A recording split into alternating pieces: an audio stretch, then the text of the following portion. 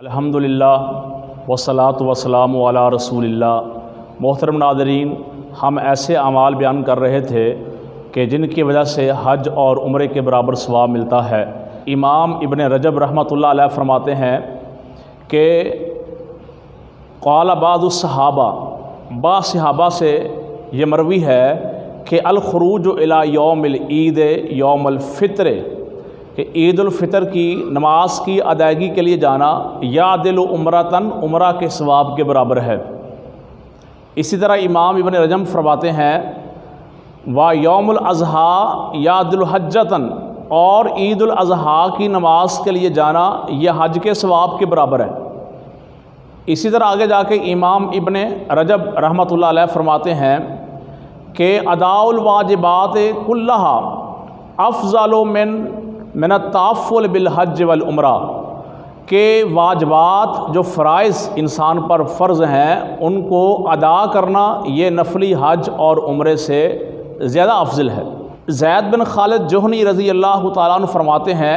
نبی پاک صلی اللہ علیہ وسلم نے فرمایا من جہز غازیاً، کہ جو بندہ کسی مجاہد کو جہاد کے لیے تیار کر دے، اور جہز حاجن، یا کسی حاجی کو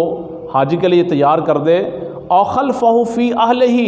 یا حاجی کے حج کے لیے جانے کے بعد اس کے اہل و عیال کا خیال رکھتا ہے، ان کی خدمت کرتا ہے، تو پیارے نبی علیہ الصلوۃ والسلام نے فرمایا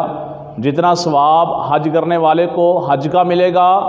اتنا ہی ثواب اس بندے کو تیار کرنے والا اور اس کے گھر والوں کا خیال رکھنے والوں کو ملے گا۔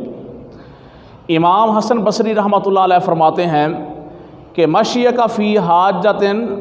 اخیک المسلم، کہ کسی مسلمان بھائی کی ضرورت کو پورا کرنے کے لیے تیرا جانا، اس کے ساتھ نکلنا، کسی مسلمان بھائی کی ضرورت کو پورا کرنے کے لیے